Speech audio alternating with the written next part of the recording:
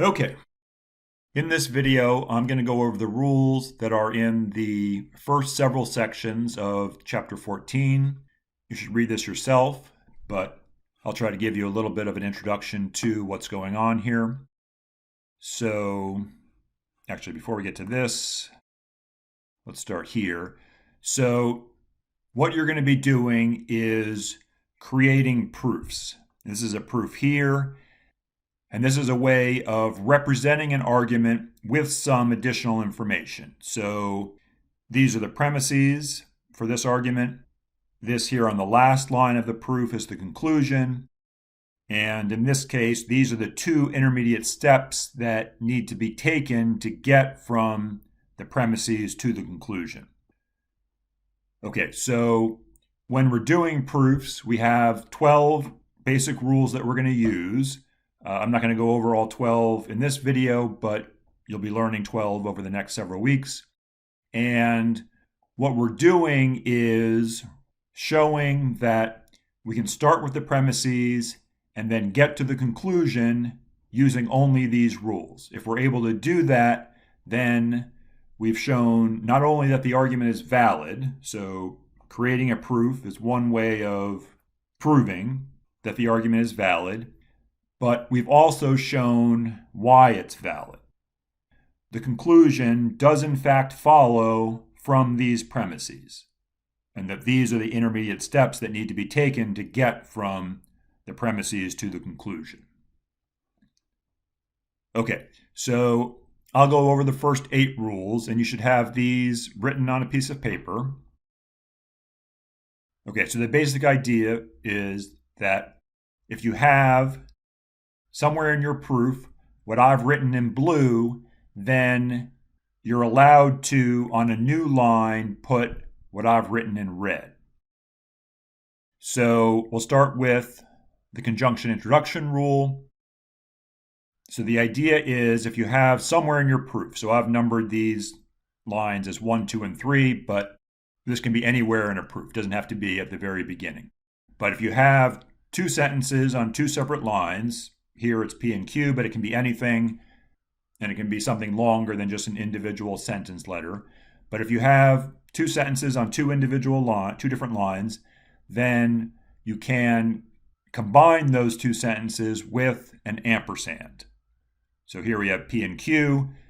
On a new line, we can put P ampersand Q, or we can do it in the other order, Q ampersand P. And we indicate that we've used the conjunction introduction rule by writing ampersand I and giving the line numbers where the 2 original sentences are, in this case 1 and 2. Okay, then conjunction elimination. So if we have somewhere in our proof a conjunction, that is the ampersand is the main logical operator, then we're allowed to, on a new line, put what's on either side of the ampersand. So here we have P and Q, and so on a new line we can put P, or I could have put Q here. Whichever one it is, I would indicate that I used the conjunction elimination rule by writing ampersand E and giving the line number where the conjunction is. In this case, line 1.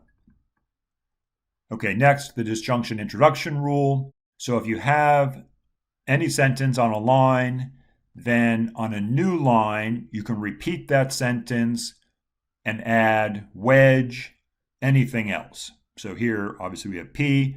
On a new line, I can put P wedge H, although that can be P wedge any letter, or it could be some longer expression.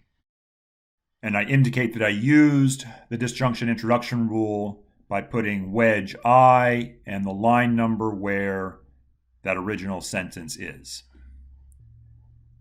Okay, then disjunction elimination. If I have on one line a disjunction, so something where the wedge is the main logical operator, and on another line I have what's on one side of the disjunction with a not in front of it. So if I have somewhere in my proof those 2 things, then on a new line I can put what's on the other side of the wedge. Okay, so here I put not P, but this could also be not Q. If it was not Q, then I would be allowed to put P down here on this new line.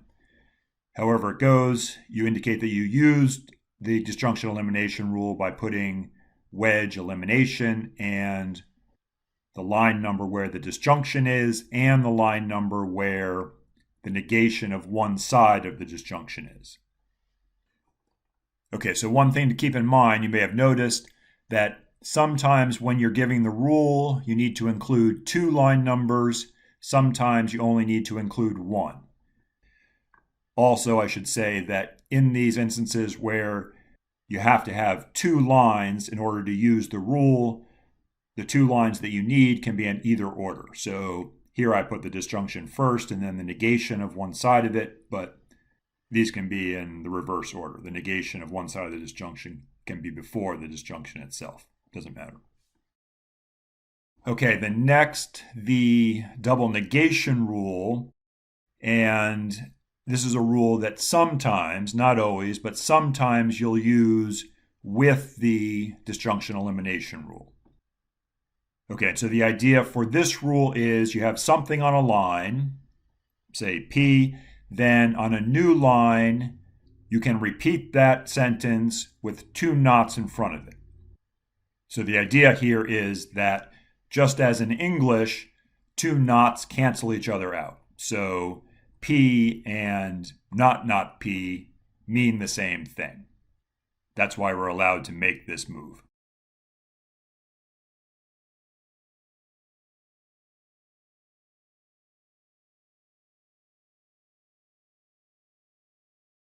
Okay, and these last few rules I took from the textbook just so that you can see how they're represented there. You should be able to, you want to, of course, be able to refer to the textbook for these rules. So first, the conditional elimination rule, and the idea here is that if you have what's on these two lines, then on a new line, you can put this. Okay, so what do we have here? On one line, you need to have a conditional. Then on another line, you need to have the antecedent of the conditional. That is what comes before the arrow. So if you have those two things, then on a new line, you can put what comes after the arrow. That is, you can put the consequent.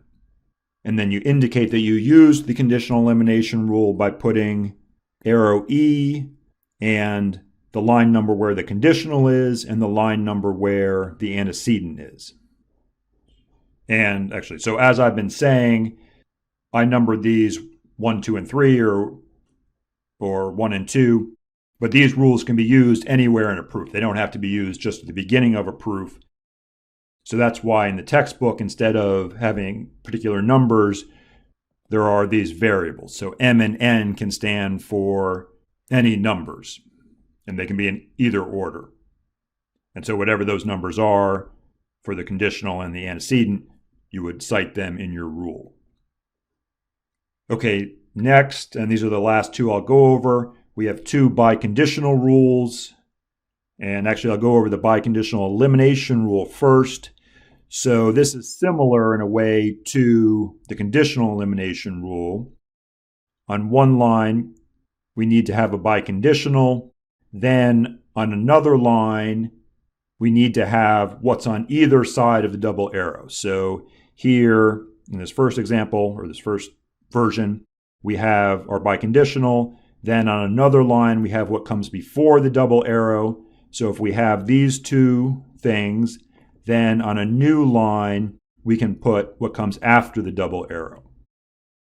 In the same way, if we have a biconditional, and then on another line, we have what comes after the double arrow, then on a new line, we can put what comes before the double arrow. So either one will work. We indicate that we've used the biconditional elimination rule with double arrow E and the line number where the biconditional is and the line number where what's on one side of the double arrow is. Okay, but again, keep in mind, the conditional elimination rule is not flexible. You have to have, well, a conditional, and then it has to be what comes before the arrow. That is, it has to be the antecedent that you have then you can put the consequent on a new line.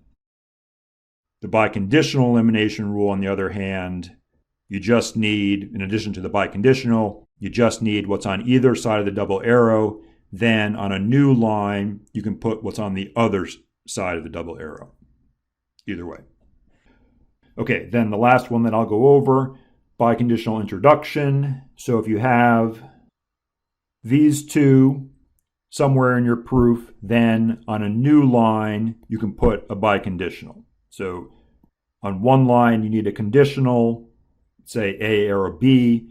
Then on another line, you need a conditional with the A and the B in the opposite order. So if you have the conditional going in two directions, so to speak, then on a new line, you can put the biconditional, and what comes before and after the arrow can be in either order.